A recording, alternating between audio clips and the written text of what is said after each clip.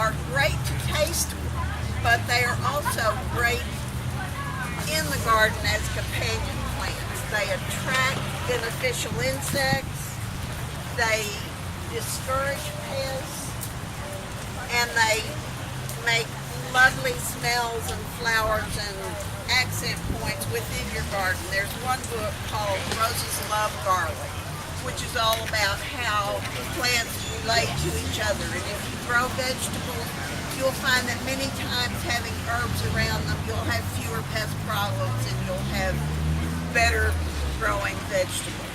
If you don't grow them and you buy them here at the farmer's market, they'll still be better if you add a little herb when you cook them. So most of the herbs that we enjoy in our kitchen are perennials: rosemary, thyme, and sage, and others will come back and be there all summer long. So you don't have to worry about preserving them for year to year. They're just there. All you have to do is go outside and snip them.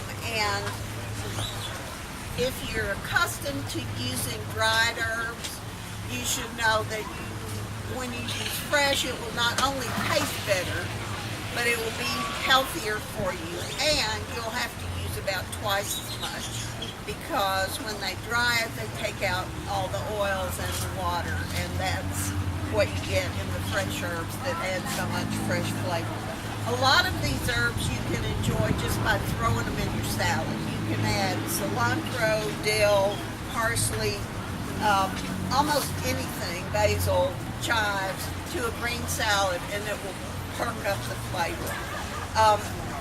When you are not used to using a lot of herbs, it's good to start small and work your way up. Don't start with a giant handful. If you put a little bit of rosemary on your potatoes, it will be delicious. If you put a big handful of rosemary, you'll gag and choke and feel like you've taken a bite of a pine tree. So start little and add and say, oh, that's good, I'd like a little bit more, and then you'll find the balance that suits you and your family. Most herbs like sunshine, but like most other people and plants in Central Texas, by the time summer comes, they'll appreciate a little afternoon shade. So if you have a spot that's bright in the sun in the morning and gets a little shade in the afternoon, that'll be perfect. But they will withstand sun if necessary, especially things like rosemary that just seem to be happy with sun all the time. Thyme, rosemary, thyme, and sage are all Mediterranean plants that grew up in hot sun, in poor rocky soil, and not much water. So even though we're having much water today, you can be sure by the time summer comes we won't be. And we'll be glad to have some plants that are drought tolerant and that continue to make us happy when it gets hot and sunny. And these are ones that really have to have good draining soil. If you live on the other side of the highway and have clay soil like I do, then you may need to amend the soil to help it drain better, or plant them in containers where you can control the soil. There are some plants that just naturally go with vegetables. Basil just naturally goes with tomatoes. Everybody who's eaten sliced tomatoes with sliced basil on top knows how delicious that is. Dill goes with cucumbers, not just in pickles, but in any kind of fresh cucumber salad or dish. It also is the perfect companion for fish. You can make a great sour cream dill sauce to put on your fish. And so you find the ways that suit your family and your taste best. And in the meantime, your herbs are out there in the garden working for you, making the pollinators come and making the butterflies come. Fennel and dill are two favorites of the swallowtail butterfly that spend some time in our gardens here. And they will lay their eggs on there, and the larvae will eat your plant. If you don't want them to eat all of your dill, then you need to plant either several dills so that they can have some and you can have some, or plant some fennel and let them have the fennel if you're not that crazy. You can, when you see the caterpillars start chewing on your plant, you can move them to another plant. They are not fast-moving critters, so they won't run away. And so you are able to enjoy the butterflies and enjoy the dill and fennel.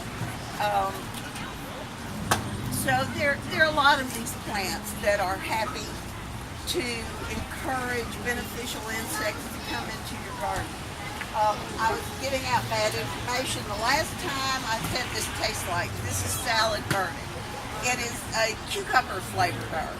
Although I said celery last time because they both start with C. But it's a very mild cucumbery taste that you can add to salads. You can also make a really great vinegar with it. That's one way you can keep fresh herb flavor going throughout the year is by combining them and making vinegars, and then you can make salad dressings or add them to soups or stews or whatever. This has a little bloom. It kind of tires out when it gets really hot, but it will come back. It's a perennial. Sage, like rosemary, is a very strong flavored herb, and you have to start out carefully with it to see how much you like. Most of us think of sage in terms of turkey and dressing, and it's really great that way, but it's also very versatile, and some people fry the leaves and use them as accents with any kind of dish. Chives are a great plant to have on hand because you can add them as an onion flavor to anything. And they also make a pretty little pink blossom, which makes a great vinegar. Put it in vinegar, it turns a light pink, and it's wonderful with fish. So there are lots of different things you can do with your herbs, lots of ways to combine them with the fresh vegetables and meat that you find here in the garden. And the best thing about them is that once you plant them and get them going, they'll just keep going and take care of themselves, and you can move on and think about something else. Are there any questions? To store them, would you, like if I have a lot of time, can I clip them and just store them in baggies and freeze them? Or do it? A lot of time? Yeah, you can freeze it, or you can dry it, or you can, as I said, warm it up with butter or oil or vinegar or water. Or you can just snip it and smell of it. Yeah. Cilantro, I've always ever bought it at the store. Is it difficult to keep alive? It will go to seed once it gets hot. It grows during the cool season. It's growing right now in the garden, and it will keep growing until it gets really hot, and then it will go to seed. Once it goes to seed, it will kind of die out. Often if you leave it, the seed will fall in the garden and it will come back up again. And it will come up when it knows it's time to come up. So you don't have to think about, shall I plant it now? But it is a cool weather crop. So you have to harvest it and save it some way so it's ready when you want to make salsa or whatever you want to make with it. Is that it? Yeah. Which ones repel which kinds of insects? Which ones repel? Well, I don't know that there are specific insects assigned to the herbs. Many of them repel insects that come in based on scent. If they come in looking for tomatoes or whatever based on the smell, then the smells of the herbs will confuse them. They often repel aphids, and they will also encourage ladybugs to come in and eat whatever aphids you Just have in in the general. garden.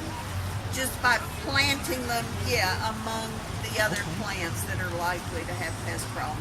Herbs don't have much in the way of pest problems themselves. The pests are not really interested in them. And if you plant them among your flowers and your vegetables, they'll help protect them. Do any of them have nutritional properties beyond just merely flavoring food? Oh yeah, because herbs have been used since time immemorial as medicine. So they each have their own thing that they're good at. Thyme has thymol, which is an antibacterial, antifungal chemical, and it's good for all kinds of things. Sage, you can make a really great cough tea, get rid of coughs and colds. Oh yeah, there are lots of different, and they're all high in vitamins and minerals. Minerals, if you have minerals in your soil. And so they're very good for you. And they add nutrition, taste, texture, color to your food